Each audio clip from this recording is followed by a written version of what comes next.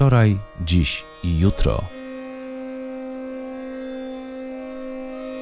Situated at the northernmost tip of Sri Lanka, Jaffna resembles an idyllic coastal town, surrounded by beautiful lagoons, tranquil beaches and swaying palm trees.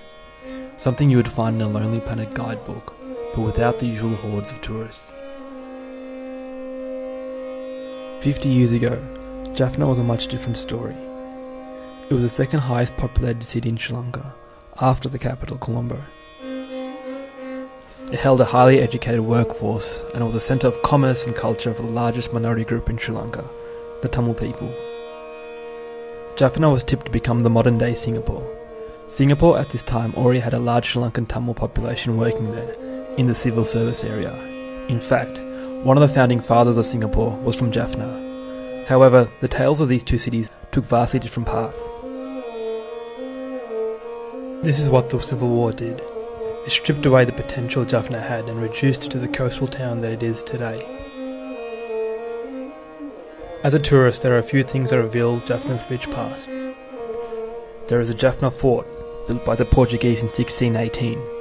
It's a reflection of its early colonial history, where the Portuguese and the Dutch were vying for this strategic outpost. Today it is occupied by the Sri Lankan Navy. There is also the Jaffna Library. It is the pride of the local people. It had a lot of cultural significance, containing manuscripts that documented Jaffna's ancient past, knowledge that tied strongly to the identity of the Sri Lankan Tamil people. However, it was tragically burnt down as a result of ethnic tension in the area in 1981.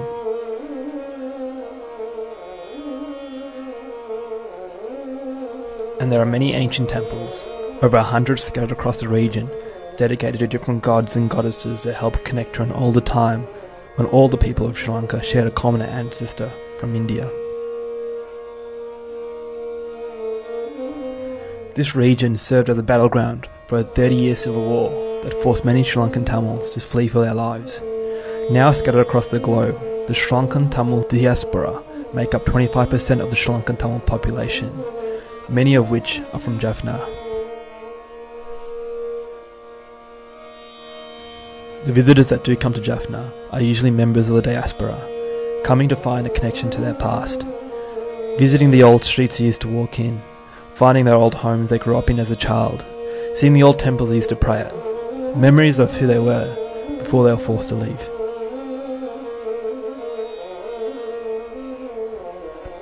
With the end of the civil war in 2009 between the Sri Lankan government and the Liberation Tamil Tigers, travel restrictions to the area had been slowly lifted, and a slow influx of development had started to trickle through. And herein lies a unique opportunity for Jaffna, to redefine itself from the war-ravaged cultural homeland of the Sri Lankan Tamils, to be instead a beacon of its former self, with a strong cultural identity that is unique to Jaffna. But as I walk around Jaffna, I see these opportunities slowly slipping away. The architecture and the infrastructure that could help define Jaffna and lay the foundation for a new cultural identity is making way for cheap glass and concrete blocks that you would find in any developing city. With the lack of development over the last 30 years, Jaffna is currently a blank slate. There is a possibility to incorporate in the rebuilding of Jaffna its ancient past of beautiful Hindu architecture with its intricate details and vibrant images, all based on tradition centuries old. There's also the colonial past of the old European buildings that had been damaged in the war, with their clean facades and simple shapes.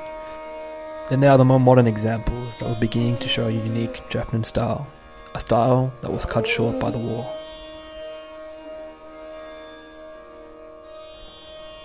But the real potential lay with the Tamil diaspora, to utilise their experience and exposures to other cultures and ideas.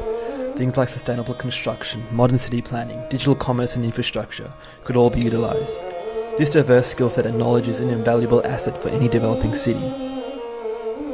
The diaspora also have the capital and are able to microfinance development, helping mitigate any government corruption while focusing on the needs of the local populace.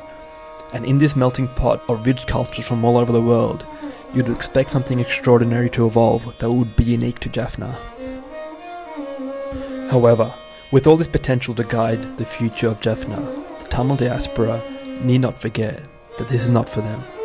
This is for the people who were unable to leave, who had to endure a 30-year civil war. This development is for the people of the other Tamil areas, who will benefit from the flow-on effect of economic prosperity in the region.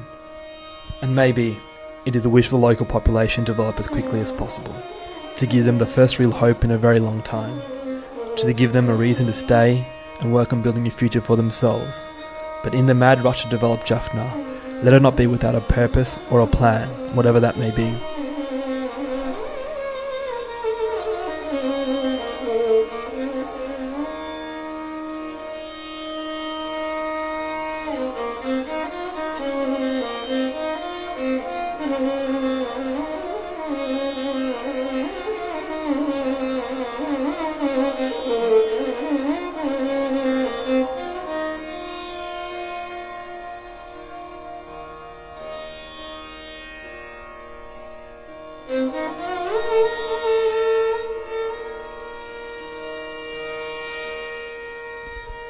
Another civil war is the last thing anyone wants.